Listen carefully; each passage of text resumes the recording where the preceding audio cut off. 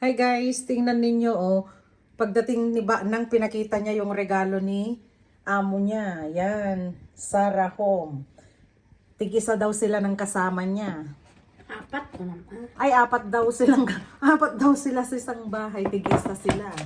Aber, tingnan nga natin kung anong laman guys. Yung pagsabado na Domingo. Sarah Home. Kasi yung amo niya may pang Sabado at Linggo. Tapos dalawa sila Monday to Friday.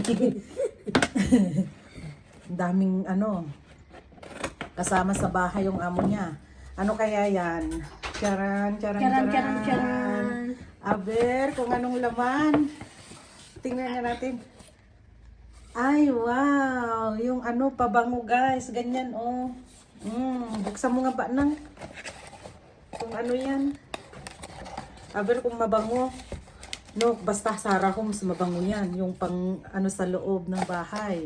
Yung may stick. Ay, wow. Hindi ko makuha kaya pabaliktad na. Ay! Ayan, mahirap kunin pag sa taas guys. Kaya inanuhan niya sa baba. Ayan, oh. Wow, ang ganda ng lagayan, oh. Nakalagay, Absolute Linen Home Fragrance, Sarah Home. Aber, tingnan nga natin kung mabango yan. Ayan na guys, oh. Amuyin nga natin kung mabango. Paano buksan ba nang? Ganyan pala buksan. Ay, tapos tanggalin mo yung niya. Ay, wow. Madali lang pala. Aber, amuyin mo nga. Mabango. Amuyin mo. Paamuyin nga. Nagbanglo. Parang pabango na guys. Parang pabango sa... Ang bango. Tapos ilagay yung stick. Ilagay natin yung stick. Wow. Ang bango. Home fragrance. Absolute Linen. Ganyan. Ganyan guys.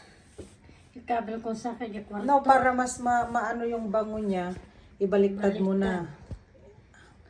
Pag nabasa na yan, ibaliktad mo. Ganyan. Bango. Kasara. Bango. Ayan. Ayan guys. Yung regalo ng amo niya from Sarah Home. Wow. Ang cute. Bye guys. Thanks for watching.